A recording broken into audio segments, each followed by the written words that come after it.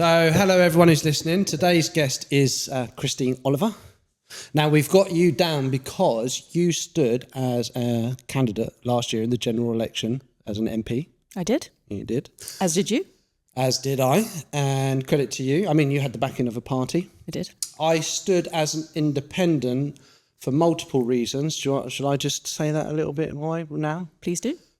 First of all, I left it too late to get in the game. So in order to be a part of any kind of party, you have to go through a vetting system before you're allowed to stand as the party candidate, which I find sometimes is a little bit undemocratic. Well, you need to get selected by your local party, so you can put yourself up there, but then people have to vote and say they want you within to be the one party representing them. Yeah. Yeah. But if I wanted to stand as an MP, but I said I follow some of the green values, I can't just do that. I can't take the green name, you know. So I stood as an independent just to put my name down and be like, hey, I'm a person who wants to be involved. And I mean, I knew I wasn't likely to win, but I still did it anyway. So that's one reason why I didn't run, because you have to be vetted. And then the second reason is I feel like with some of these elections, we need two votes. One is for the person, and then maybe a secondary vote for which party you might want to lead central government. That was kind of my ideology. But the reason why I've started to try and follow the Greens a bit more, I was at the general meeting last night. I was listening in on that. Is because you do actually support independent thinking candidates and members, and you also don't agree with the whip system. That's right. Yeah. Which is what I like. I think it's absolutely great. Yeah. I mean, it's important to be able to act and vote with your heart and not just be told what to do and have to toe a party line. So, yeah, that appeals to me as well. But there are the three main parties at the moment. They operate with the whip system. Which three main parties are you talking to? Well, I don't want to know. Well, I say main parties. I mean the ones that get the most media coverage. Should I name them? Well, it's the third one that I'm interested in. I mean, obviously we know who like 1 and 2 are, but the third is kind of up for grabs, I guess. Well, obviously it's the Reform Party. Well, they're not third at the minute. I mean, they're second in some elections. They came second in our general election. So those are the three main parties in the sense that they get the most media coverage at the moment. Which brings me back to the whole point of why we're talking about the Green Party, because for years, so in the past year, the Reform Party and the likes of Nigel Farage, I feel like they dominated the social media because they used the same formula as when Dominic Cummings was the advisor for the Brexit that happened. They used a system which preyed on people's emotions, what people are viewing, how people view stuff. And so what the likes of Farage has done now is he's realised that people will go on TikTok, hear him saying things like, we'll do the tax threshold to £20,000 and stuff like that, which sounds amazing to people, but they're not realising that they're going to spend their savings on health insurance and costs of living and stuff like that, you know. So people are looking and following, you know, their pages and thinking, oh, this sounds really, really great. But then they're not that interested in politics to look into the past and be like, these guys are actually not so good, you know. And so that's the formula that they've done. But the Green Party and the Liberal Democrats as well do not seem to get the same kind of media coverage. Why do you think that is? I think because also we don't tend to play to the crowd as much, although the Lib Dem leader had done quite a lot of zip lining, zip wiring, stuff like that in the general election to get some coverage. I think that was pretty successful for them. I think we're not preying on people's fears, and I think we talk a more hopeful politics. And yeah, I mean, it is disappointing that, you know, Farage and his ilk are able to grasp the public imagination. But really, you know, we have to understand that the reasons behind that. And that's because people are too busy trying to keep a roof over their head to maybe do the research to the level of understanding what it would actually mean if those people got in. Mm. I almost joined the Reform Party 2 years ago. Because I thought, oh, there's something new, maybe we can get behind. And then I started looking into Tice, who was the leader at the time, and they were talking about, reducing, making the stamp threshold for houses up to £750,000. And I just said to me, well, you're just going to keep building expensive houses for your mates. This isn't anything that's going to be useful for people trying to get on the property ladders. And what they're doing is they're saying, oh yeah, we're going to change stamp duties and such.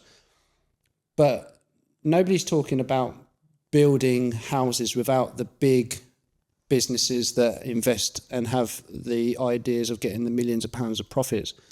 Like, I'm just taking over the conversation. But I feel like with things like housing and social housing, we can do a lot of this in-house. The only trouble is when the government gets involved with anything, it doesn't run very well because we don't have the right people necessarily in the right places. And for years in the UK, we haven't told people, you're terrible at your job, you need to go and do something else, let's get somebody else in.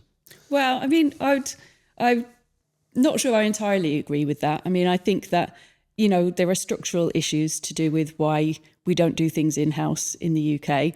And we did have lots of housing stock, but under Conservative rule, and that people were able to buy the house. What's the name of the policy now? It's just gone out of my head. Right to buy. All of those council properties were sold off, and that's contributed in a lot of ways to rising house prices and things like that, and the situation we find ourselves in today. I actually remember seeing a video of a chap I think it was in a London borough, who ended up buying a load of council houses, and he made a video blatantly saying, council are stupid, I've just bought all of these houses, now I'm turning them into HMOs, and now I can buy an expensive car and that kind of stuff. So yeah, you're right on that one. But I do think I know some people in this area that do various different things. I do think we could do a lot of this sort of in-house with the tradespeople in the area and build social housing for a lot less and a lot easier and a lot faster to help people out. Absolutely. I mean, we need houses at the right price, in the right place.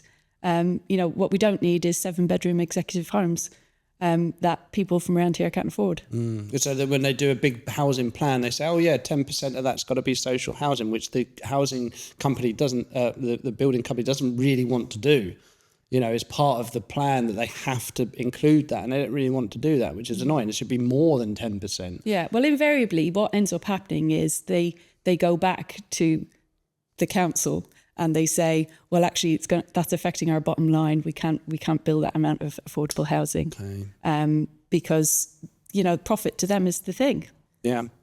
How do you feel about more development? Because there is places, I think Monjam was one of them, where a chap had a piece of land, I remember, and he wanted to build, squeeze in as much as possible, but the utilities and the infrastructure of that area just wouldn't support it.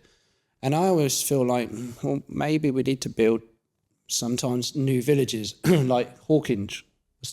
Part of Hawkinge was a whole new kind of section of village, but it had the infrastructure and the utilities to deal with it. It didn't just spur off of a tiny little road.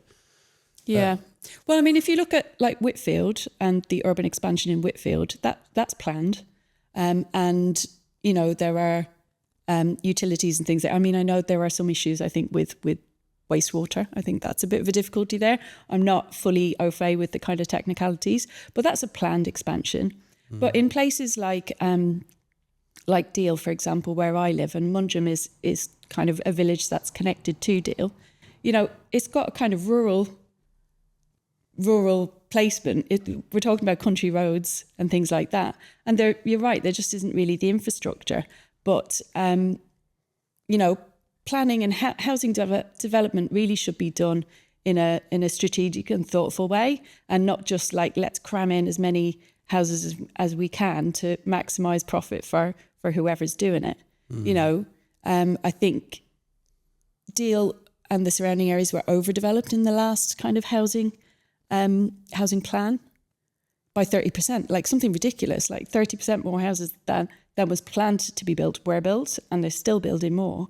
But we haven't got any new schools, and we haven't got any new hospital, and we've got less doctor surgeries, and even the doctor surgeries that we do have, we don't have enough GPs to fill them. So it needs to be done in a thoughtful way. Yeah, no, 100%. Because I'd noticed that the Green Party has supported some housing developments. Yeah. You're right, actually. I do feel like even with training up GPs and nursing staffs, we need to make that a lot more accessible to people to be able to do and achieve as a job role or something like that as well, even more locally. I know that we have some excellent colleges in QEQM. No, sorry, they went to Canterbury. I used to drive some of the students from QEQM to Canterbury, and from, what's the Ashford one? The Ashford Hospital. So we used to go and pick up all these nurses, which were generally from African countries. They paid money to come here, study, live here and be nurses here. And we used to drive them to Canterbury College to do their studies around it. Now, they've had to pay money to travel to come to do it. And I spoke to them. I said, why do you come here to do it? They said, well, the standards are just better than where we are. And I was like, all right, that's great. So why is it not more accessible to people in England? Is it too expensive? And why aren't people desiring to become a GP or to work in a hospital? Well, we know they get paid less and they work too many hours and so on and so forth. But my point still remains, if people have to go out of their way to travel and pay money to come and study here because it's obviously of a good standard, why are we not making that far more accessible to people that maybe want to do that as a profession, that are from local neighbourhoods? What better to have a GP as well that works in the GP surgery that probably knows the people that they live in their town. Do you know what I mean? Yeah. I mean, it's a very long training to be a GP. Oh, yeah. Medical school is really long and arduous and incredibly expensive. Now that we have education that we've got to pay for, university education is like $9,000 a year or something like that. Yeah. And they've got to do 7 years of training. That's, people are getting into debt. And by the time they've done it, frankly, they're being recruited by Australian companies to go and work over there on much bigger salaries, much better conditions. There are structural issues with the NHS, which I love. And I think that we need to protect it at all costs. We need to make sure that it's not sold off, as Nigel Farage would do in a heartbeat. And it's kind of happening by death of 1,000 cuts already anyway. It's already privatised a lot. And there's another interesting point is that you can get into debt to be a student, which I haven't looked into where the student loans come from. Is that from tax money? Do you know? The student loan company, it was kind of government backed, but my understanding is that it was kind of, like many other things, privatised over many years. Because you don't pay it back until you earn over a certain threshold. So it's kind of like, I remember somebody saying, you can go to university and get into debt to learn, but it's very hard for you to get a business loan. So you can go and potentially get a loan and never get into the industry you want to get into, and that money's just never going to get paid back. But if you want to be an entrepreneur and benefit the community in another way, that's very hard to do. So it's almost like, well, actually, all education from university standards should be funded in whatever way it is funded, and it's free to an extent to make it easier for people to enjoy university and progress if they can. Absolutely. I mean, actually, this was the first issue that got me politicised. And my first general election, I'm going to show my age now, my first general election was 1997. And I was excited to vote, and I stayed up all night and I sang Things Will Only Get Better, and voted Labour. We got a Labour government, and they slapped students, I was 18, with tuition fees. And so I just got immediately turned off politics, party politics, massively for a good 20 years. I agree. I feel like we've started off on quite like deep subjects. And I wanted to be like, yeah, Green Party's cool. And the reason why I wanted to say the Green Party's cool, if we can just change subject a little bit, you as a party, as far as I can see, are active in the community all the time. It's not like waiting 4 years and then the last couple of months before an election, vote for me. I see you out there litter picking or volunteering. The Green Party does this. I don't remember seeing the Labour Party or the Conservative Party members out there litter picking. You know, I remember when I stood as an MP, one of the Labour Party members said, I don't expect to see our MP litter picking on the beach, because I did litter picking on the beach, you know, and trying to make a video of it as a candidate. And I was saying, you should see your MP litter picking on the beach. What, are you saying that they're above you? You know? No. Yeah.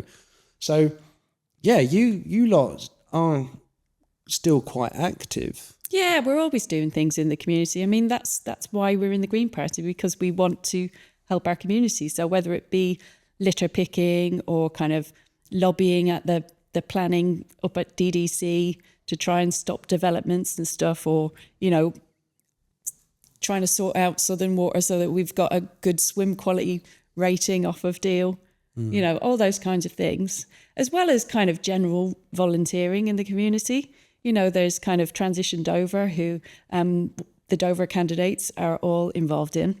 Yeah.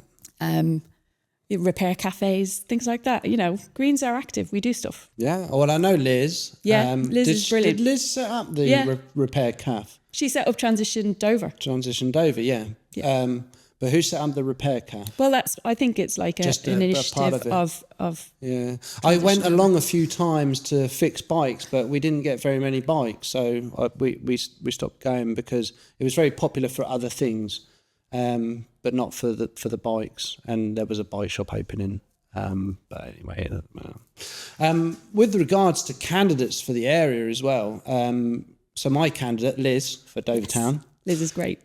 She has an education background, which is that I've been posting on social media, and I maybe need to do a video about this, is that I don't know all the candidates for the Green Party. I'm only looking at, obviously, the one for my area. And what people aren't realising is that I feel that a county councillor quite possibly has more responsibility than a district councillor and even an MP. Such a big area and important services that they are making decisions on. And we need to look at the backgrounds of the people to make sure that they have the potential to fulfil that role. Because I know that there are some candidates for the Reform Party that have no background in it. They're putting out leaflets that have nothing to do with county roles. And people seem to have forgotten, well, I forgot until I looked it up, that UKIP run the Thanet Council into chaos because of the same thing that potentially might happen now, voting in a load of people just because of the name of a party, but they've got no background in doing it whatsoever. I think it's dangerous. Yeah, couldn't agree more. You know, no background, no experience, going in there. Basically, you know, my view is to further themselves and to further the position of their mates. Self-serving. I don't think that that's the best way to run a county. No. I think if you want to protest vote for a new party, save it for the general election. I also feel like, and I don't know if it's actually set in stone, I feel like we need to campaign, rally together around all the district councils, get opinions. We need to dissolve the county council. I know you're standing as county council, and but you wouldn't get rid of the councillors. The districts could absorb the councillors and the expertise of some of the employees of the county council because they have the expertise in certain areas. I feel like we need to dissolve the county councils and empower the district councils a little bit more. And I think that might still be a possibility. I don't think it's set in stone, the unitary thing. The unitary authority, yeah. Well, I mean, I think it's a Labour policy, isn't it, to try and get county councils changed to unitary authorities. And I'm not actually against that. I mean, I think it could work well. But I do think that we need to have kind of decision making at a local level I don't want, as the situation is in the unitary authority that they were proposing to have in Kent, that you'd have a mayor who's got the rubber stamp of approval over housing developments and stuff. I just think that's nuts. You need to be listening to local people on these things, not I just think there's also really potential for people to lobby a mayor or to lobby a unitary authority to get what they want. And, that's dangerous. We need to be making decisions at a local level about the stuff that affects people. That's why I disagree with it, because even creating a new unitary authority will cost us more money. It would be more cost effective to just dissolve the county council and put the local decisions into district council. And where mistakes have been made in the past, we are now in an age, I do believe, there's a lot of younger people that are paying more attention to politics. And we need to make... I feel like politics has been designed to be boring and uninteresting on purpose. But it's not. It's your local area. What can you do? How can you be politically active? Politics is everything, It is everything. It is everything. Yeah. And, you're right, it can come across as extremely boring, and not least because lots of the people who are in these kind of positions are really old and retired or not kind of in touch with real life and what the situations facing real people are. I was going to ask you to maybe talk about something that you want to talk about, because I feel like I've spearheaded this. We've got housing straight away, and and I wanted it to be a little bit more fun, and I feel like we've gone a bit deep already. A bit serious, yeah. Already. God, what do I want to talk about? Tell us what the Green Party's been up to. Oh gosh, well, concentrating on the election, obviously. Concentrating on the election. Gosh, that's a really big subject. I'm like, what do I start off with? Well, obviously locally, we're leafleting like crazy. We're knocking on doors. We've been, we've had a long lead in. I've had a long lead in Deal. I knew I was the candidate in Deal for quite a long time. So I'd been giving surveys to local people to find out the things that are most important to them in their local areas. We're getting really good feedback from the people that we've spoken to. And lots of people saying they're going to vote Green, so that's nice. Yeah, they're so underthought about. Even looking at some of the social media, everyone keeps talking about the three parties, but nobody keeps mentioning the other two, and they get dismissed so much. I know that the Liberal Democrats lost a lot of credibility when they formed a coalition with the Tories and then decided to go back on the student loan stuff, But if you look at them as a party, they're okay, but they lack the charisma so much. But you've got two spokespeople I've only recently seen in the past year. Is it Carla and Adrian? And they seem quite eloquent, Oh, they're brilliant. We've got 4 MPs now, which is amazing. So we had Caroline Lucas, who was brilliant for many years, but we managed to get 4 MPs. And I think that's something that isn't spoken about enough. And 800... councillors? 800 level 2 and above councillors.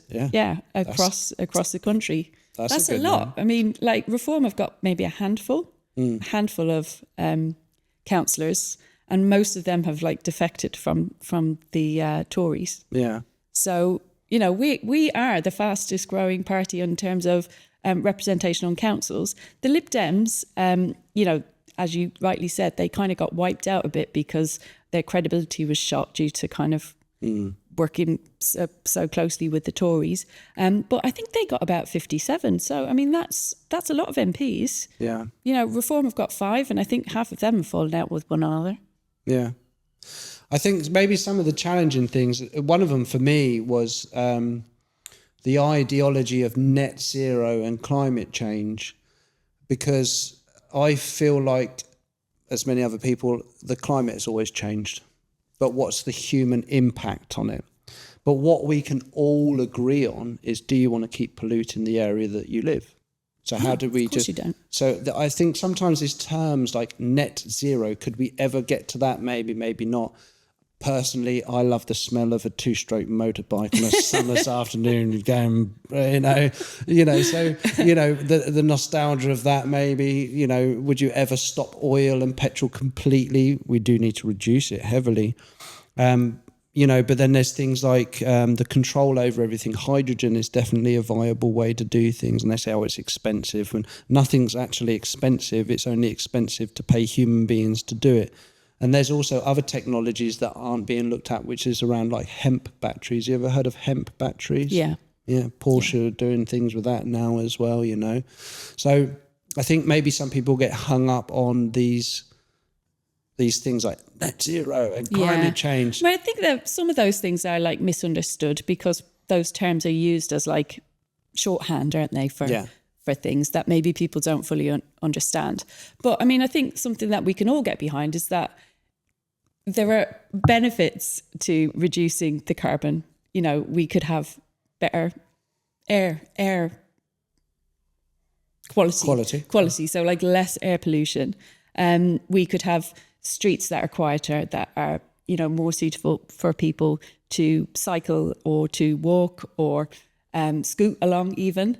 There's lots of benefits to it if we had a public transport system that was genuinely affordable and that people could rely on to get them to work, to school, to the pub and back. It's ridiculous in Dover that, you cannot get a bus after 6 p.m. from Dover to Deal. That's outrageous. It's true. Yeah, because it's not profitable for the company. But you should be running those services for people, not for profit. Are you talking about nationalism? No, I'm nationalising. Oh, yeah. Like nationalising. Nationalism. Yeah, not nationalism. Yeah. But nationalising public services for sure. So like water, energy, those kind of things. But Kent County Council could run its own bus service that people pay £1 for, that runs constantly.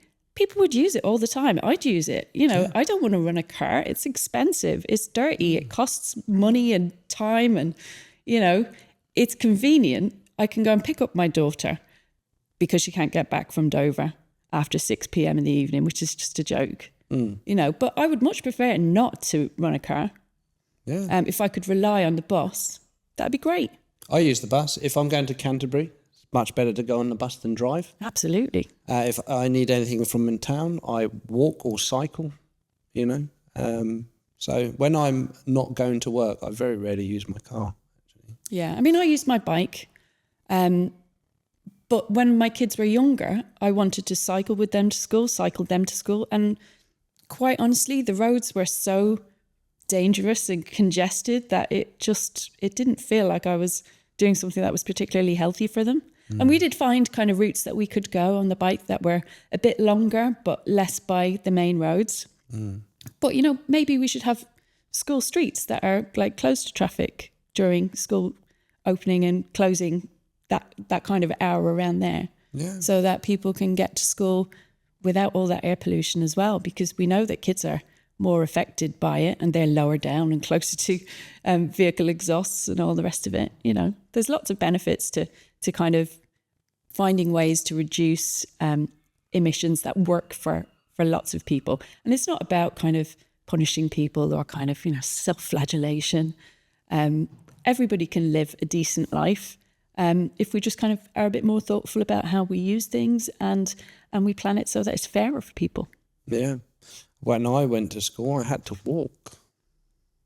We stopped that now. Everyone parks on the zigzag yellow lines outside schools now, and it's not very cool, is it? But I'm with you on the nationalising of different services, and the arguments has always been like, it's going to cost us too much money and such and such. And so it's not. You just need the right people to be the managers in those businesses and not profit shareholders and things like that. We could totally do it. Even with our energy, all you've got to do is take away the shareholders. The business is still there running, and then all that money could be knocked off the prices of people's energy. But one of the things that we don't do, and this is something that I would like to see, especially if you empower districts and try and say to the government, this is how we're going to do stuff, is we've got East Kent College down here. Yeah. You know, we've got other, you know, Duke of York's military school and Dover College there, you know, academic places. And we need to look at how we can utilise their brains and knowledge on coming up with green initiatives and new ideas to do stuff, because we're putting solar panels in fields for some reason, where there was a programme in, I can't remember where in the Netherlands it was like a whole neighbourhood was one of the first places to do it, and I don't know if they're doing more, but it worked. And each house and electric car was green powered, and they all shared the power between them, and the car was also a battery to power. So if you come home with a full battery and stuff like that, everything was kind of shared within the grid, and it worked very well. Yeah. Yeah. So what's your thoughts on putting solar panels in fields? I think. I mean, I think that solar panels are good. They're better than, you know, nuclear or oil and gas fired power stations. I think that we should put them on roofs as much as we can rather than on agricultural land. But I mean, there are ways to put solar panels in fields that also allow animals to graze and crops to be grown as well. So, you know, it's not all kind of, you know, Yeah, it's true. You could put the solar panels a bit higher, actually, so animals can get underneath and graze them. Yeah, and they can have a bit of shade as well. You mean, you know, there's lots of different ways to do it. But there are lots of ways that you can kind of put, for example, solar panels onto community buildings. So schools, for example, are a really big one. 100%. Yeah. And then they can be generating their own electricity. Yep. And if they're, you know, creating an excess that feeds into a local grid, and local businesses and things like that, you know, community energy, that's great. We should be doing that as much as we possibly can.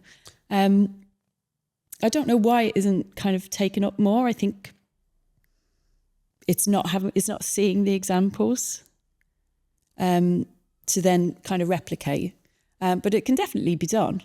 100%. I think would have to fact check this, but East Kent College, one of the coordinators there, unless I've made a mistake, I'm pretty sure she told me that the energy costs for East Kent College as a whole, all of them, is about £3 million a year. Wow. That's a lot of money that could be put back into the education system. So, yeah, I agree with you with the education facility. I think actually all energy, any utilities should be free to any education, like college, school, university, to be honest with you, and that money could be put back into the education. But then also that money should go into, rather than just the standardised curriculum, we need to mix it up a bit about how do we utilise, like let's just say in Dover, what problems or issues have we got? Well, we've got a little bit of an infrastructure problem with traffic lights and lorries and things like that along the seafront. And we just leave it down to one organisation, the Dover Harbour Board, and English Highways and the council and all that kind of stuff. And nothing's happening. But what about if we get college students, university students to go, right, here's your project for the next couple of months. What can you come up with to solve this problem? Even smart traffic lights or anything like that. Right, okay, we can do smart traffic lights. Now, how can you do an engineer's diagram to work on that, and how do we fix it, and how do we manufacture it? We need to go into the manufacturing, because talking about solar panels, one of the hot topics is we've still got to buy them from China, where there's potentially slave labour, things like that. And I think that's where we need to go down, making more local decisions in your district of how we utilise the people and the knowledge in our area, rather than when I work for the council, it's like you just sat there going, what's the government going to tell us to do? There's like, no, we need to tell them. To be proactive, we need to tell them what we want to do. Absolutely. You know, we've got all these colleges, we've got all these young people who can, you know, we should actually be having a kind of a green new deal. You know, we should be having kind of how can we train our young people to be able to work in a greener transition? Because we've got to get there, you know, there's no doubt about it. So we should be, you know, making them ready for the future. And, you know, there's no reason why Kent can't be a leader in that.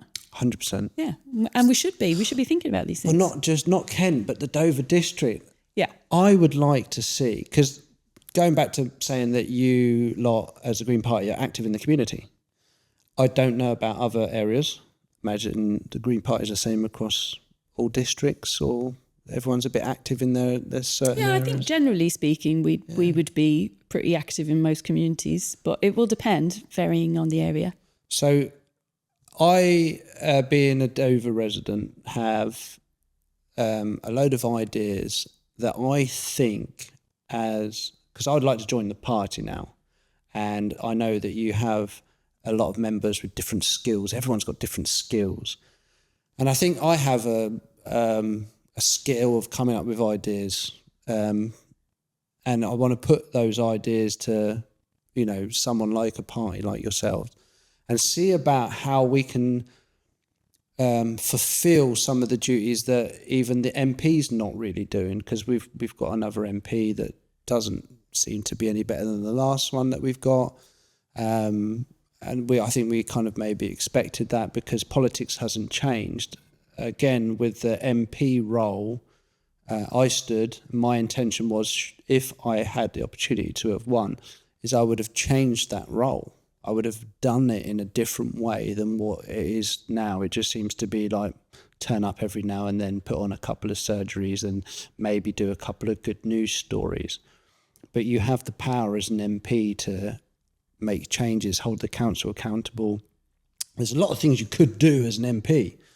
And I feel like we could actually do that as a population instead. We don't need necessarily an MP.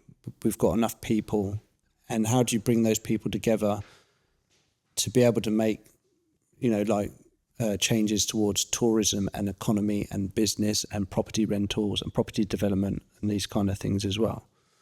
So I think because you're an active party in the community, I do think that you can fulfil a lot of things that haven't been done by our MPs across everywhere. I'm just saying just Dover, but in other areas as well. Yeah, I mean, I think the principle of kind of devolving power to its lowest level, just bash the microphone there, sorry about that.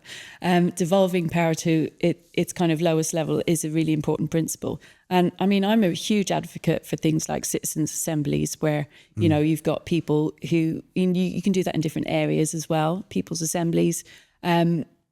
And the community's coming up with the decisions and the plans for the things that they want to happen. So in a sense, you don't need one person representing you to the parliament if you're able to kind of take some action yourself at a community level. Yeah, I mean, obviously we can't do parliamentary things, but we could definitely do a lot more things on the local level. The MP that we've got now, I tried to meet with him. I met with him once and tried to say, hey, look, can I work with you? And just wasn't really interested. They were so hung up on the fact, and their words, because I joined the Labour when we got a new Labour MP. I then went, right, well, I'll join the party so I can stay informed and maybe try and work with them. Less than a month, I got an email saying, you can't join the party, you're now kicked out because you stood against us as an independent. To which I replied, I didn't stand against you. I stood as a candidate for my area, and now you're othering me. That's not really good, is it? I want to do stuff, and now you're basically saying... It's quite tribal. Yeah. Yeah, it really is, isn't it? That's not really cool at all. Yeah, I stood against you. That's quite telling, actually. Yeah. I mean, I think that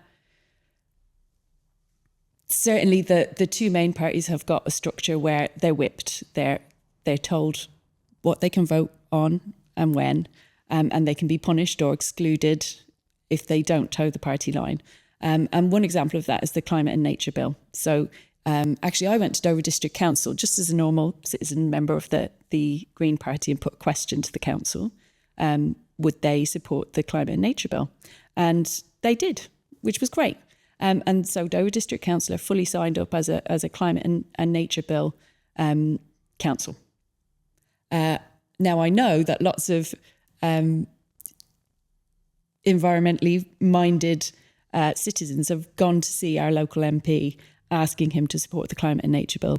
And he's, really hedging and not sure what I'm going to do. wasn't sure what he was going to be told that he needed to do. And so despite all of these people going to him, making the case, this is what we want, you're our representative, he didn't support it. Oh.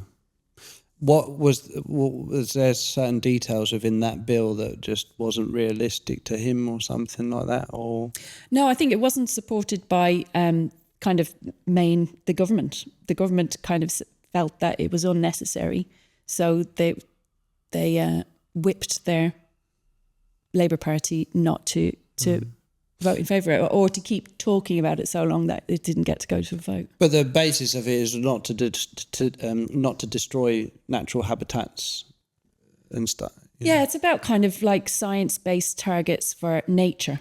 Yeah. You know, that would actually mean that they would have legal requirements to act to make sure that nature is protected. It's one of the slogans of the Green Party, isn't it? Protect nature. Protect nature. Well, with the Greens, of course. Yeah, 100%. The environment. Well, yeah, because once it's decimated, it's going to be very hard for us to survive if we've got no plants and bees and stuff like that. Yeah. Well, I mean, the thing about the Climate and Nature Bill is that it had broad support. So it wasn't just a Green bill. It was presented by, I think, a Lib Dem, but it did have Labour support as well. But yeah, they were whipped in the end and told not to vote for it. So yeah, for development, very disappointing. It is. I mean, we need to protect nature, which a lot of people still, I think, get hung up on the Green Party being very hippie. Which is, I got somebody commented, I put on Facebook about supporting the Greens and the Lib Dem, and he said, "Core blimey, do you wear sandals and eat muesli?" And I responded, "No, why? Are you looking for members for a group?" Which I thought was a good comeback. But yeah, I think people still are hung up on this idea that the Green Party is maybe sort of like hippie vegan. Hippie vegans. And it's not really, is it? No, I don't think so. I mean, I think that we've got policies across the whole range of kind of social issues. We're not just about the environment. I mean, we're a broadly socialist party. We are about equality. We're about kind of everybody's living standards being raised. It's not just about the environment, but we do need to look after where we live. Yeah. You know, both at a kind of a local level and a global level. So, yeah. And I think if I remember reading rightly, although there are real refugees in the world and asylum seekers, you also agree that the boats need to stop crossing the channel. Is that right? I think that our policy line is that we need to have safe legal routes for asylum. Oh, 100%. There needs to be an appropriate procedure to go through. But the main argument is around stopping the physical boats that are endangering lives, profiting criminal gangs, and predominantly are not necessarily, I know this because my mother worked for immigration, mostly not refugees, they're economic migrants in a lot of cases. The point is they need to stop and then allow, like you say, a proper processing facility. Where would you put that? Would it be in Paris? Would it be in Calais? We don't know. That's something that needs to be worked on. Because one of the arguments that gets misconstrued and what I dislike about this idea about stopping immigration, and I wish we could live in a world where everybody can move freely and go wherever you want. No borders. Yeah. No, but well, you know, you go to Europe, which is the island mentality we've got in England. I go to Europe a lot. There's no borders. You know, I can drive from here to Germany to Austria to, you know, down to Italy to Spain. You can see remnants of where the border crossings used to be, but they got rid of them all. Yeah. You know, there's no border. Everyone could just move around as freely as they like. But they get confused with the boats crossing the channel as an immigration problem, and it's not the immigration problem. The immigration problem, I've come to realise, is it a problem? People have outstayed their visas, so they end up being exploited by dodgy landlords and dodgy employment contracts so that they can stay here because they can't get legal rights to work. But if they've already contributed to society, they have a place to live and work, then why not just allow them to continue if they're already here, kind of thing? I think we need to do a bit of myth busting, to be honest with you, because I worked as an immigration and asylum lawyer for 15 years. So I feel like I know a lot about this. Yeah. And while now it's boats, before it was people in the backs of lorries. So it's like actually the numbers have not really changed. The method of entry has. And all the while there's strife in the world, there are going to be people looking to move to somewhere better. And you can't blame people for that. Well, that was part of the policy in the green thing as well, is that we need to look into why people are having to flee countries. Absolutely. Yeah. And I mean, you know, quite honestly, if we as a country are exporting arms to places where they're being used against civilians, what we're not going to allow the people fleeing that violence and insecurity to have a safe place to stay. I mean, I just think, you know, we need to do our bit, do our fair share. I think that we actually receive very few refugees in terms of the amount of people who are displaced worldwide. It's remained static all the while that I was working in that field at about 3% of the world's refugees. And all the while there's wars going on, that's why people move. There's no disagreement there. No, not at all. It's more about, like I say, stopping small boats crossing the channel unnecessarily. Stopping dangerous journeys. People needing to make dangerous journeys, but that does not mean that people don't have the right to seek asylum. They do. Yeah. And we should have a fair and humane and compassionate system for making decisions on those applications. And, you know, a way of enforcing the outcomes of that. Yeah. That's fair to people. That doesn't leave them in limbo. And also some of the problems arise where people think as well, the comments about everyone's a criminal and this, that and the other. And that's not true. I've fallen out recently, I think, with a couple of people because of blaming racists when it's, in some cases, radicalised cultures, which happens in everywhere. Doesn't matter. We've even got white supremacists, which is a radicalised culture. And that we're getting into a debate, and I said, you know, that's not true for every race. It's not the race. It's just the way that some people might have been indoctrinated or whatever. And because we live in a society now where everybody's working too much, they don't have time to love thy neighbour. I'm not religious, by the way. People don't have time to spend more time with their neighbours, looking after each other's family, getting to know other people. There's still this segregation and separation and not understanding like each other. And that seems to boil up into this kind of rage baiting, which is not very fair to some people. Because I've met, let's just take the Israel-Palestine war, which was annoying because apparently if you wanted to stop Palestinian people being killed, you're a Hamas supporter. Well, no, Hamas is an organisation. That's not a country full of people that are being wiped out. But if you said that to Israeli people, you're anti-Semitic. And I used to say, well, what if they weren't Jewish? What if they had no religion? What do you call it then? You've just labelled it as anti-Semitic because I don't like the fact of what they're doing. But let's just take away that they had any religion. What's that then? If I said, I don't like what you're doing, do you know what I mean? Does that make sense? You know, you're labelling it as something like that. But I've spent lovely time with Israeli Jewish people. I've spent the time with lovely Muslim people. Muslims, by the way, can be from anywhere, including Germany. German Muslims were some of the funniest people I had actually hung out with, you know? And that's what becomes annoying, is people keep putting people in these pigeonholes, and it's not true to the race or the country that they've come from. It's a select few that cause damage because of radicalisation or whatever. And I don't know what the answer is to that. Better policing. Yeah. Well, I mean, you may have noticed from my accent that I'm Irish by birth. Yeah. I moved here when I was 14, but you know, we had the troubles in Ireland, and you know, the kind of binary that you're talking about between kind of Palestinians and Israeli people has also applied to kind of Catholics and Protestants in Ireland as well. So I understand that very well. And it is usually radicals on the far end of both spectrums. But I think we need to call out genocide when it's happening. And that doesn't make you anti-Semitic, Yeah. that means that you're anti-genocide. At the end of the day, there's a bunch of people in the middle getting caught up and wiped out for no reason. And that happened in Ireland. Like, people seem to forget the English were pretty bad for, what they did back in the day as well, because we went over there and caused a lot of stuff, didn't we? Yeah. I mean, that's a whole other thing. I think my point back to it is, like, whilst the likes of the Reform Party and other parties are saying about, stop the boats, but nobody's actually looked at your manifesto, which actually says we need to stop the boats, but also allow for appropriate avenues to go through.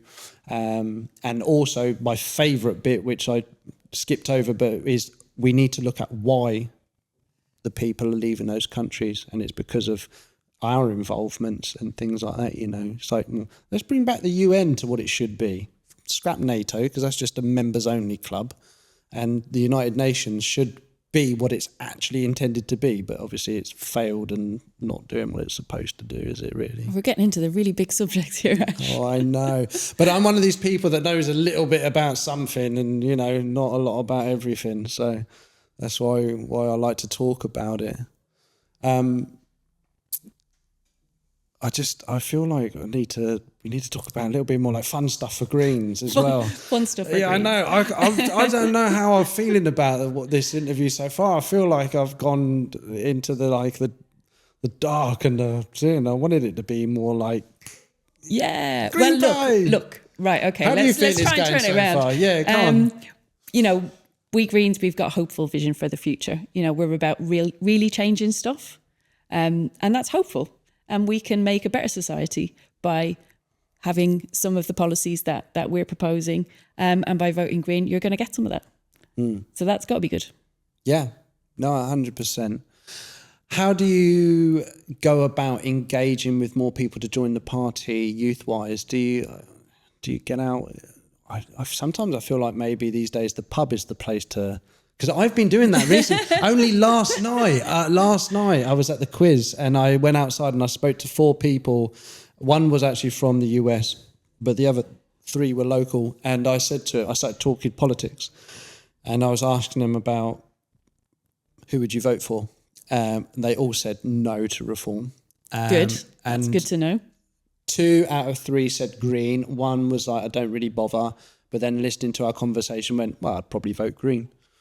So yeah, that was good. Keep recruiting, Ash. That's what we need. I've done it over the past couple of weeks. Actually, it's been interesting. I think I converted a Reform voter. He worked for the MOD as well on defence, and we got into this conversation. And I started saying to him, well, have you looked into the background of the likes of Farage and stuff like that? I said, don't take my word for it. You can find it all out yourself. And he was, that's really interesting. Yeah.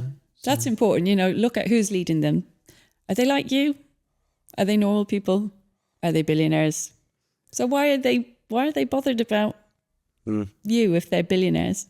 That's true. From the good of their hearts, or is it for the good of their pockets? So the county elections are coming up. They are. So we want to try and get this out as soon as possible. So this is where it's a weird conundrum, because I, again, don't feel like you should be voting for the party. Like, do you know Nigel Collar? Yes. I've met him. You've met him. He has a wealth of knowledge, been doing the job for years. Now, if he leaves, there's no kind of mentorship or anything like that to try and learn about his portfolio, what he's been doing and this kind of thing. What we seem to do is we just seem to kick councillors out, get new councillors in and this kind of stuff, dependent on the party. Is he a county councillor? Yes, up until then he's just gone independent, I believe. He's a district councillor. I think he's been. I think he's been all of them. Yeah. Okay. But he was on the county council. Okay. Highways, definitely. I'm pretty sure. No, I need to fact check. Alfie, fact check that for me, would you please? But my point being is that I'm going to vote Green. I'm going to vote in Liz. Liz hasn't been a county councillor before, as far as I know. Was town council, I believe. Was she town council? Or am I getting that mixed up with you? You was No, on I was a council. town You councillor. was So town I don't think council. Liz has been a town councillor, but she's been, she's a teacher. She's got masses of experience. She's got experience and been a part of the Green Party for ages. And been transitioned president over and all and- this kind of stuff. So this is why I would vote for a person like her. But I don't know who is the candidate now for my area, actually, in the county-wise. I know district and town, but I haven't even looked at who it is. And should I actually be supporting somebody who's already in the position and doing a good job? Because one of the other things which annoys me is that people are saying, get Labour out. Our district council is Labour-led. Yes. Actually, like the likes of Kevin Mills and Jamie Powell and that, they're actually quite good. They're doing an all right job. County Council since 2005. County Council in 2005. There you go. Near 2 decades he's been on it. So yeah, they're actually doing an all right job. And this is why I don't like the party bit. It should be on how effective people are in doing the role. I mean, I think Kent County Council is Conservative led. Yes, So majority, this is, massively. And Dover District Council is Labour led kind of effectively. I mean, I think they're doing it I as, think they've just lost the majority recently. yeah, but they're still kind of Yeah. they're still in charge. And I think they're doing all right. I really like the fact that they supported the climate and nature bill. So, that was good. County Council is Conservative. So this is all like the confusing different levels of governance. So you've got kind of parish and town level, then you've got district level, then you've got county level, and we've just had a general election. So people feel like they're voting all the time, but they don't necessarily know what they're voting for. So sometimes the having a party that you know that you kind of share values with is a shorthand for, okay, I know that I can vote for the Green candidate because I know that their values around nature and the environment and social justice fit with mine. And likewise, if you're a Conservative voter or even Reform, that's what the party system does, is that it kind of gives you a shorthand for what the values are. Yeah. Because you can't know what every individual's values are going to be, which is, I think, the issue that you come up with if you're standing as an independent candidate, because you could be the best guy in the world, the most active in your community, but only the people that you have contact with are going to know that about you. Yeah. Or, by word of mouth, but that's necessarily going to be quite small. You'd have a much larger reach if people could go, oh, I know Ash, but also, oh, I know he's a Green candidate, for example. And I know that I am aligned with green values. So I don't think I'm going to stand. So I didn't put my name down in the county elections because I realised I don't fit that role. Okay. Which it annoys me to see people that do put their name down for something if they're not actually capable of doing it. And I don't think in the future I'm going to stand for any councillor or MP position. I think I would rather now work with a team of people as long as it's open-minded and actually achieving things and not just being whipped into doing what the dictatorship, if it was, which would be really nice. I also think, and this is probably too crazy to think of, when I said about the 2 votes, vote for the person and then vote for the party, it would be nice if all voting was done over a couple of days, even as a national holiday, every 4 or 5 years. So stop all of this districts 1 year. Town does it every year for some reason, which I think is, no, not town. So they're electing a mayor every year. Which I think is a bit daft because you're only just getting into the role by the end of the year and now you're leaving it again. So I feel like we should have all these elections over a couple of days so everybody knows and they're primed. We also have a lack of information. So when I was running, it was a great experience to find out certain things. Nobody knew I was standing. Nobody, but people didn't know I was standing until the poll cards come through the door and you got your thing and then you got told who you're going to vote for. Or, you get a sheet saying who's on the list, I think. Or is it when you get in the booth? In the booth. It's in the booth. Yeah. I mean, they're published, but, but no one's only people who are interested. Unless you've got a big budget to put leaflets through doors and stuff like that. So the run up to any election should be a lot of coverage from the different medias, and the council should be also putting a lot of effort into who's going to be standing for the next elections and such and such. Start looking into those candidates, start seeing what they're doing, and not just 2 weeks before, you know. I feel like that is absolutely redundant. I don't know if redundant is the right word. Do you know what I'm saying? Yeah, I mean, I think there are, obviously there are other people who feel like that as well. And there are kind of websites and stuff that you can look people up on if you're that way inclined. Who do I vote for was one of them. Who do I vote for? Didn't even know that existed until I was standing. Democracy Club is another one. So you can look up who your local candidates are. I mean, as long as that they've provided their information, you can look up who they are if they've got a candidate statement and stuff like that. But yeah, it's not across the board. But nobody's looking at those pages. Well, some people are. Some people, but not enough. We need more. There needs to be more and more publicity, help from the different media stations. And it goes back to my previous point about how politics has been made to be boring on purpose. We need to make it more, and which I feel like a lot of the younger generation are now starting to look into this kind of thing, you know. Well, I don't see why people couldn't, vote on their phones for policies and things like that. You know, I'm not talking about to get a representative in, but actually, you know, you could consult people using smartphones, you know, on issues that are important to them. You could ask for their input. Yeah. And I think that would be a way to get young people more involved. Yeah, definitely more technology based. We haven't said what area you're standing for.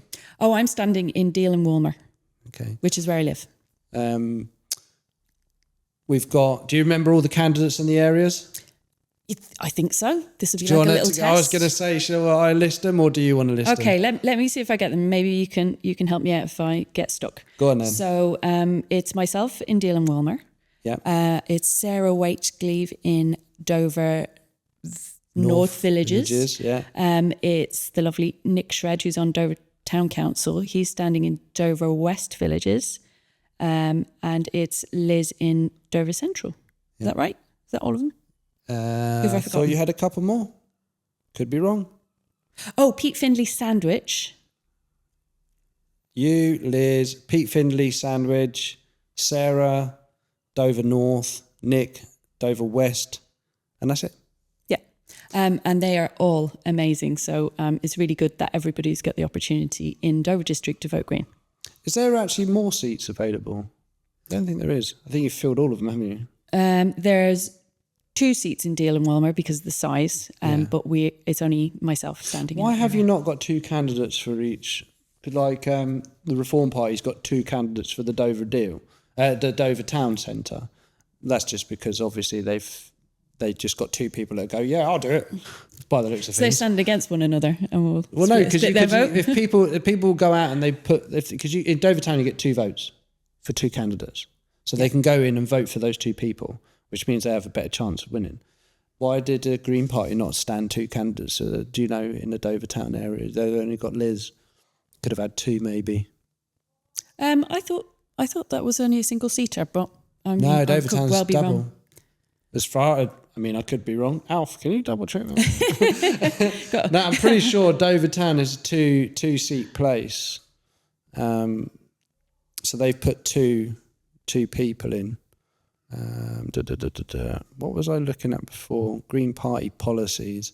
So we're coming up to an hour, and I don't know if we've covered stuff that you want to cover.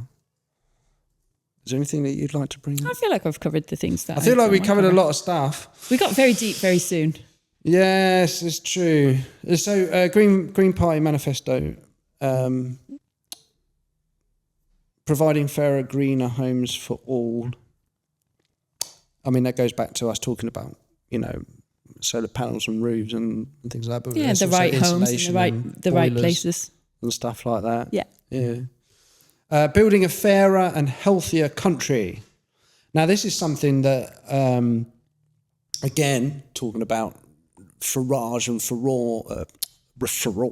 Farage and reform, who only made a video the other day about 7.2 2 million people of foreign nationals have signed up for GPs, and this is the pressure on.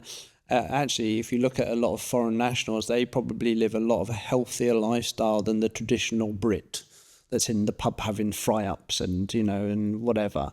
So I wouldn't think that the foreign nationals are putting pressure on our NHS. But what we do lack in some places is sports and activity centres and encouragement to be healthy. I was in Loughborough a few weeks back, big university town, different to Canterbury University town. Everyone was with some kind of sporting equipment. It's a very big sporting university. Loughborough, It's hockey sticks and kayaks and God knows whatever else. And we've got plenty of space to be doing that in our area, providing these places for people to be more healthier and active, which will take stress off the NHS and so on. Also, I think if we worked a bit less, we'd have more time to look after our elderly family, which would also help the care system. Absolutely. That's my opinion on building a healthier and fairer country. What's the Green Party thought on that? Should I click on it? Well, I think things like, making walking and cycling and active modes of travel really accessible for people is good. I think having an NHS and a social care system that, values the people who work in it, rather than them being on national minimum wage, actually it's a really important job that they're doing, and we need to value those people and to maybe have career structures in place so that people can progress and those skills can stay in social care, which we desperately need. Have you heard of Sustrans, the organisation? Yeah, I'm really familiar with Sustrans. Kent's just got 1.6 million, I think, in grants to help towards. I've been chatting over the past year or so, and the council are now trying to get a chunk of that money for our area for cycling, hiking, and sort of health and benefits. Well, Sustrans put in National Cycle Route 1, which is in deal. Yeah. So maybe you guys maybe could jump on with that conversation with the council. I know the environmental impact people are on it up at the council and stuff like that. But I've said, and I keep banging this drum, is that we need it to be more of a sporting activity rather than just transportation. Transportation's good. People can get from A to B. But if you create it as an activity, hobby, sport, you have so many more benefits, even going into the fact that more people on bikes enjoying it as a sport will put more people on the bikes on the street, which slow down road rage and the disrespect for cyclists, because there'll be more bikes. People can be like, oh, actually, I know that so-and-so, or that's those kids that I know. There's so many offshoots of making it a sport and an activity and a passion as well, I know you're very passionate about it, Ash. So. Oh, I used to be. I'm not so much these days. I haven't ridden my bike in ages. But anyway. Powering up fairer, greener energy. You mentioned nuclear. You don't like nuclear? No. Why? Well, because, you can't have a sunshine spill or a wind spill. You can't have a nuclear spill. And it takes thousands of years for that stuff to decompose. It's not safe. So no, it's also extremely expensive and takes a very long time to get online, unlike onshore wind, for example, which is the fastest and most efficient means of energy generation that we've got. As I said before, nothing really is expensive. It's only expensive to pay human beings to do it. And we could have the modern day technology to create better reactors, smaller reactors maybe even as well. No. I'm just saying potentially, but I agree with you. At the end of it, it needs to be buried in the ground and there's nothing else you could do with it. We need to protect what we've got for future generations. And I don't just mean like my kids, their kids, grandkids, great-grandkids, but actually if we want humanity to exist on this planet until it's not able to anymore because, we go into a black hole or whatever, then we need to look after it. And we can't do that by creating like a toxic mess and leaving it for future generations to deal with. Well, the funny thing that I like to point out to people is people believe that nuclear energy, nuclear fission is this magical thing, but it's still rudimentary. It creates steam to power a turbine. So we haven't come that far, and it takes me back to like using our colleges and our university graduates and so on and so forth to start looking into alternate power sources and things like that as well. Because even nuclear is powerful, but it still only creates steam. It doesn't do anything special. Do you know what I mean? Does that make sense to you? You know, so why are we not looking at other alternative? There's got to be something else that we're not doing. Because how do you feel about wind farms, for example, affecting migration of birds and sea life, which was a study that was made, I don't know if it was made up. I mean, I feel we need to make sure that the things that we're creating are having as minimal an impact on negative impact on nature as possible. So if that means that, you know, you don't put a wind farm up in a migration route, then don't put it up there, you know, put it somewhere else. There was the sea animals apparently are being bothered by it. But I feel like some of these things, the infrastructure, these big things are because there's money being made by mates of mates. And we could probably make these things smaller. Smaller and more local. More local. Absolutely. You know, I think everybody should have like a solar panel, at least one on their house, because it changes how you use energy. So I used the Dover District Council Solar Together thing a few years ago. I've got 6 solar panels on my house. That's the only amount that would fit and the way my roof is oriented. But it completely changed how we use energy in our house. So when the sun is shining, I've got my dishwasher on my washing machine. You know, I'm charging things when the sun is shining because it isn't costing me anything. And then anything that goes into the grid, that's great. I can't put solar panels where I live because I live in a conservation area.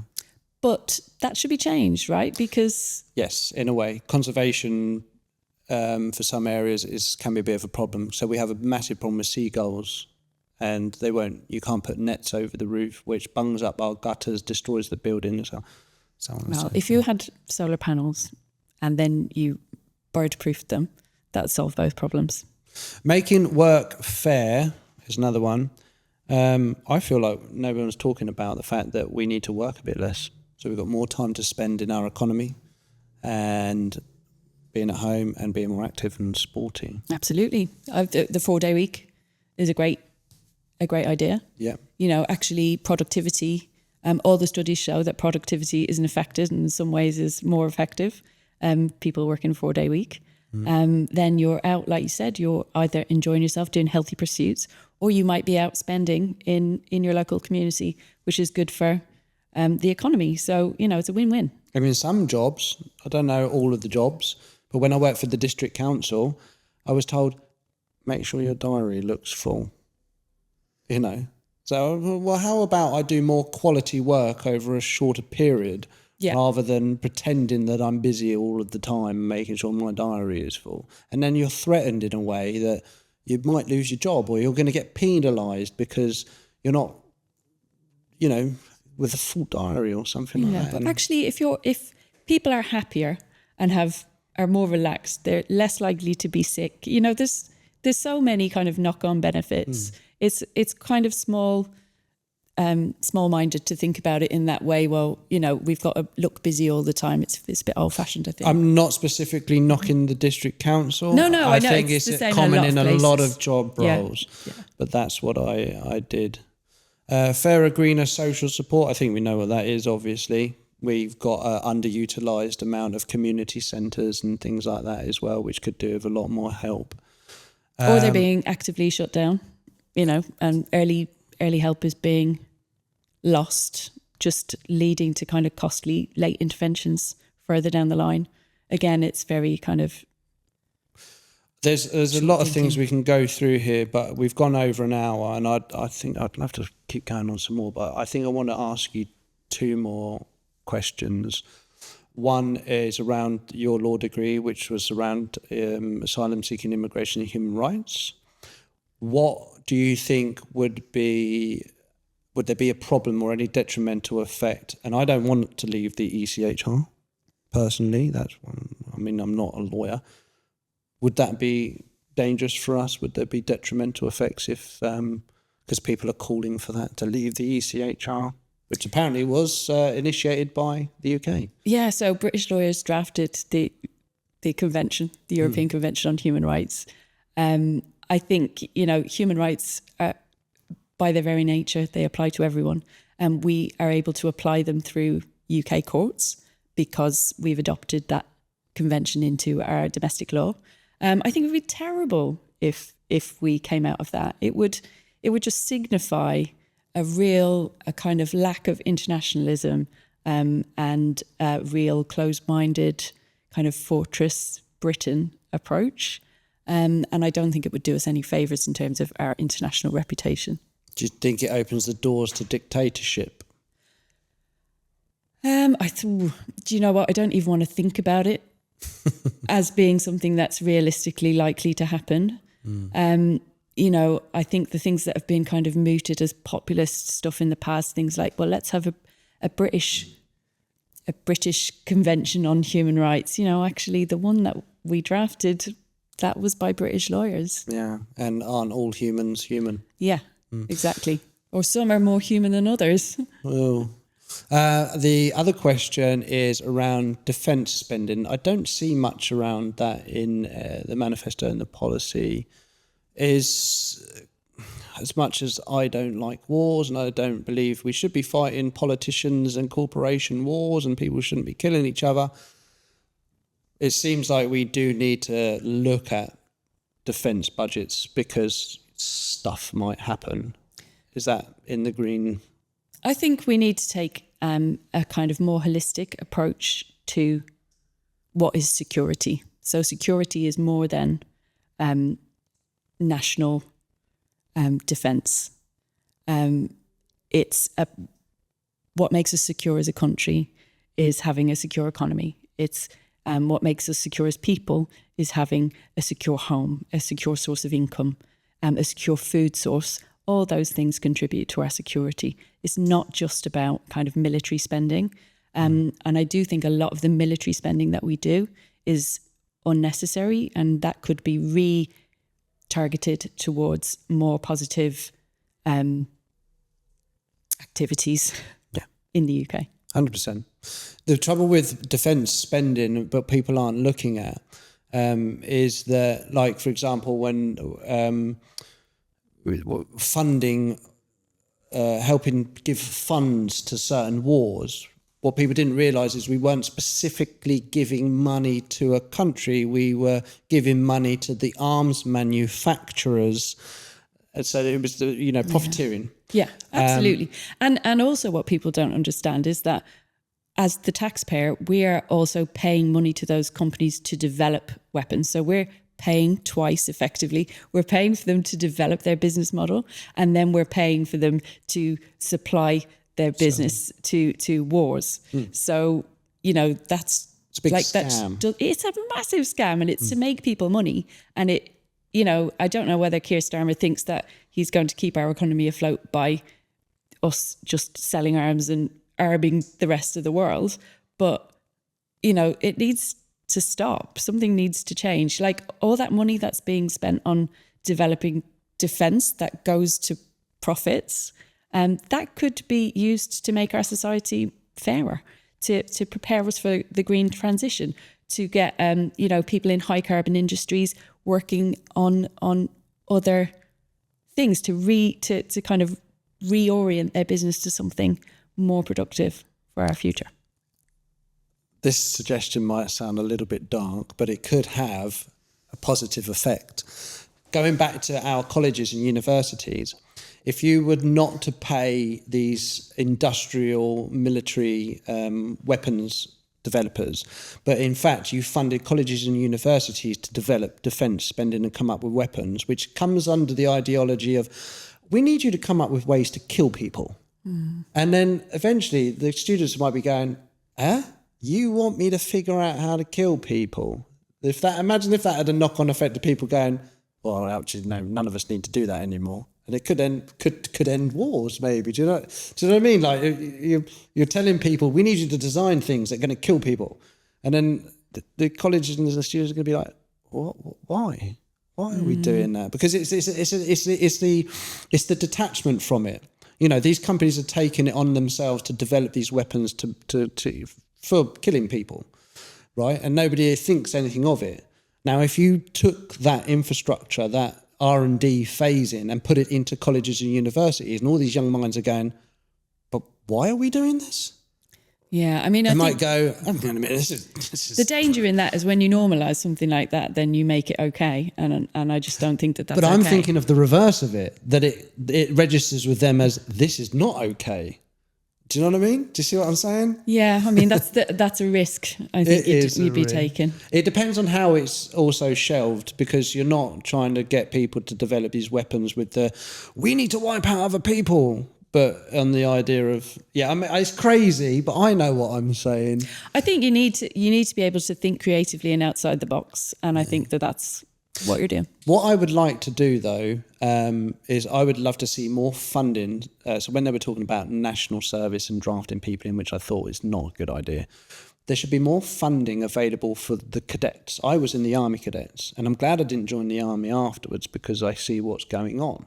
But being in the Army Cadets not only taught me how to iron my clothes, but it also taught me how to strip down and use a British Army assault rifle, do camouflage and concealment, survival, be out in the woods, learn manoeuvres and things like that.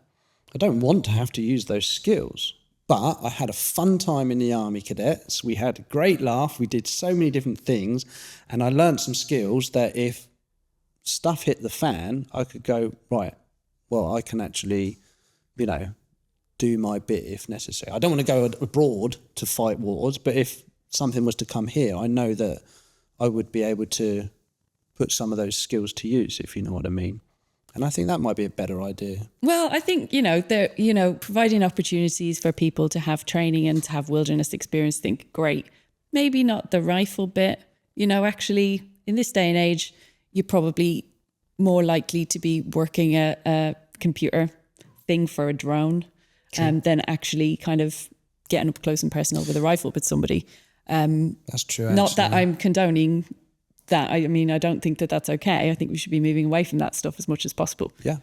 But yeah, by all means, people should be able to get out and be in the countryside and learn about those kinds of things. There should be no more wars, but history has told us that eventually there are bad people that get on top and invade other places. And I mean, the English Empire was built from invading other places, Well, that's a whole other story. But, ideally, we don't want any more wars. But to be prepared in a way, have a little bit of knowledge how to be out there in the mountains if you had to be or whatever. Just think it could be useful. I'm not necessarily saying join the cadets to learn how to murder people, but I would hope not. No, but growing up, I used to be in the fields a lot. We used to shoot our pellet guns at targets, which was, I know guns are not the best thing in the world, and I would never want to be a gun nut like in America. But I really enjoyed shooting our little pellet guns at targets in the past, and things like that, and we're quite a good shot. I just think rather than trying to do drafting and conscription, it would just be more ideal to teach people in another way, a more fun way, say fun, about army skills, as it was, just army skills. Because I didn't join the Army Cadets. You're not taught to murder people, but you're taught how to survive or, strip down a weapon if need be and that kind of thing, So it's still slightly detached, but... Does that make sense? Am I making any sense? No, it makes sense. It makes sense. And I know loads of people really valued the experiences they had in young cadets and stuff. I mean, I have to say I'm a little bit against it. I don't think we should be training people to be in the military, especially when they're kids. I think that's my passive self coming through. Yeah. But when I joined the Army Cadets, there was no malintention. There was no... you're joining this because you're going to be groomed to go and kill people. No, of course not. But, you do learn things like there's a chain of command and you don't question this and you don't question that. I would value the opposite, that actually we should be challenging authority. We should be standing up and saying, well, why? Why is that okay? So That's right. Yeah. So in the military itself, you are broken down to be built back up again. Yeah, I don't think you should be breaking that's people not down. good. When I was in the Army Cadets, before political correctness was more of a thing, yeah, we had a staff sergeant who was really in your face and said some stuff, and it was interesting, you know. But yeah, I think it's changed a little bit more now, especially with the cadets. They're not beasted shouty. in the way They're not, they used to be. Yeah, well, I remember because we had a shooting range at the TA centre, and they used to put a blindfold on us and black the whole thing out and put obstacles in there with some older senior thing, and you had to try and make it from one end to the other in the pitch black, and if you bumped into one of them, you ended up getting punched in the ribs and stuff like that. And I'm sitting there laughing, and I'm also thinking, was that actually a bad thing? I don't know. But it was an experience, that was for sure. Well, I mean, I had an experience doing, I think it was like Duke of Edinburgh or something. And the service element was, we did like fire service training, and you were blindfolded and had to kind of find your way out in the dark, you know, using the back of your hands so you didn't get electrocuted and then grab hold of stuff. It was good fun. It is good fun. So there's ways of doing it that doesn't involve kind of getting digs in the ribs. Yeah, that is true. I kind of found it fun. Have we done you a service? Have we talked enough about the Green Party? What do you think? We've talked a lot about the Green Party and about politics more generally, but what I would say is I'd like to get in vote Green on the 1st of May. Because you might not have noticed that on the 1st of May. Well, I'm going to. I'm voting. I say I've got 2 seats. Did you check that out, Alfie? Yeah, 2 seats. So I'm going to go Green and Lib Dem. And I hope it does service. And I hope you do well in your area as well. Thank you. You're targeting your area, I think, more so, aren't you? I think so. I think because I stood in the generals, there's kind of a level of profile there that maybe some of our other candidates don't have. Yeah. So yeah, hoping to capitalise on that and get a seat at the Kent County Council. Yeah, well, I think maybe in the Deal and Sandwich areas, you've got a lot more people that might understand how councils sort of work and such. And in Dover, I think there's a lot more people that would generally sort of say, I don't do politics, and would just be voting for like a party name. And they don't, a lot of people I found, they don't know that there is several types of councils. You know, the parish one, we've got a town one, which is still essentially a parish, you know, district, and then a county, and nobody seems to know what each one of them does. And, you know, so yeah, I'm not maybe in those areas of Deal and Sandwich, people have maybe a bit more of an understanding than maybe some of the people in the Dover area. I don't know. I don't know. I mean, I think Could be wrong. turnout for local elections, you know, county, district, they tend to be quite low because, you know, it's not televised in the same way as a general election is. People don't really know the candidates perhaps. So actually, sometimes it can be a handful of votes that sways it, that can dictate who gets in and who doesn't. So I think we've got a really good chance, especially if we can get the Green vote out. Well, this is why we're doing this now, because I realise there's not enough media coverage, and I'm not really bothered about some of the other parties, and I really feel like, yeah, why not? Let's go Green and Lib Dem. And so I've got Martin from the Lib Dems coming in next week. Going to interview them as well. Sorry. It's okay. You're allowed to speak to who you like. Well, I think I said this at the beginning. Yeah, I'm going to start. Nobody's ever really supported 2 parties before. There's something, I think, in some of the constitutions that you're technically not supposed to be a member of 2 parties. But I think within your constitutions, you don't necessarily rule that out. I think I could be wrong. Like when I was kicked out of the Labour Party, where you can't do that. Yeah. So with the Greens, it's kind of, you can't be a member of more than one party. If you're a Green, you can't be also a member of something else, but you can vote for whoever you like, of course. And no one will ever know because we have... Well, this is it. How does anybody... I signed and paid up to be a member of the Liberal Democrats because I just wanted the information. Do you know what I mean? Mm-hmm. I haven't signed up as a member of the Liberal Democrats because I want to be a Liberal Democrat. I haven't signed up to be part of the Green Party because I want to be a Green Party. I want to be a person that's active in my area for politics, and I want to work with the people that want to do the same thing. I don't care about the party as such. I want to work with the people that want to do good stuff, you know? So I don't think I should be penalised if I've signed up for memberships for two parties, because the only way to get the inside information is to sign up. If I don't pay and be a member, you get limited information, which I feel is unfair. You know, that's why I signed up for the Labour Party. I don't want to be a part of the Labour Party, but I signed up because I wanted the information. And now they've said, you can't have that information. I'm like, why not? I'm in the constituency, you know, I need this information. You should be encouraging people to have this information. So why not be allowed to sign up as a membership? I mean, what does it do? What would be the problem that I'm infiltrating another party and passing on the good stuff that they're doing? Well, potentially. Yeah, Yeah, but potentially. If you're doing good stuff, why hide it? Let everybody know what you're doing. You could have, you know, tactics or strategies that you might not want to make public. And this is what we need to get around. We need to stop with the... Why does one need to have tactics and strategies? Is it just for winning elections? Why not win over the hearts of the people just by being out there and doing the things that need to be done?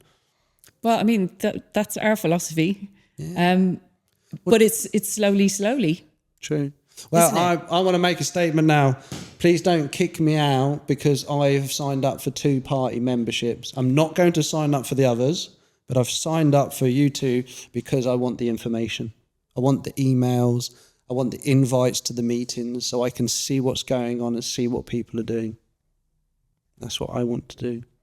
And I think we should encourage more people to do that.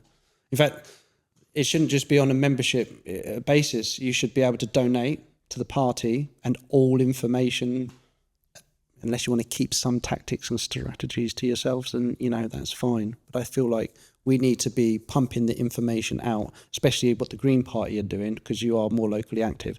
That information should be pumped out constantly. We're doing this. Da, da, da. Get involved with this.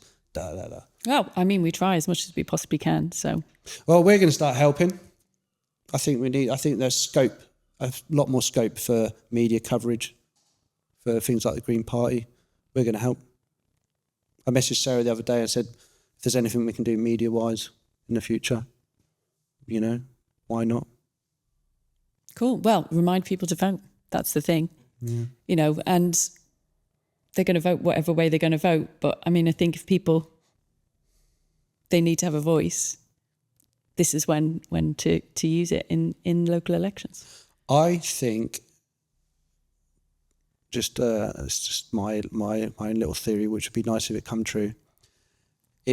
This county election, it wouldn't really matter so much who gets in where, but if we become more active as community in politics. Oh no. But we're still recording. That's fine. If we become more active in politics in the next 4 years, as I said before, you're not the only part, you don't just sit there for 4 years and wait. If we become more active as a community in building up our areas over the next 4 years, when it comes to the next general election, you've got all those credits in the bag. Yeah. So even if Green don't do well in this county election in Kent, I don't think it matters. Let them, let whoever it is, but let's figure out a way to, with the right people, to just be more active. Yeah. Keep building. The Liberal Democrats slogan in their email signature is, don't get angry, get more politically active. I like that. It's true. I think it's true. Don't get angry, Don't get angry, get involved. Get involved, 100%. Yeah. That's what I try to do. All right, I think I've rambled enough. So, anything else? No. Well, thank you for having me. No, thank you for coming. I'm not so sure. I'm happy with what we've done. I was a little bit dubious in the beginning, but no, it's good. All right then. Thank you, Alfie. Thank you, Christine. Thanks, Alfie. 1st of May, vote Green or Lib Dem if you like. I've got to be a bit impartial. Vote Green. Vote Green.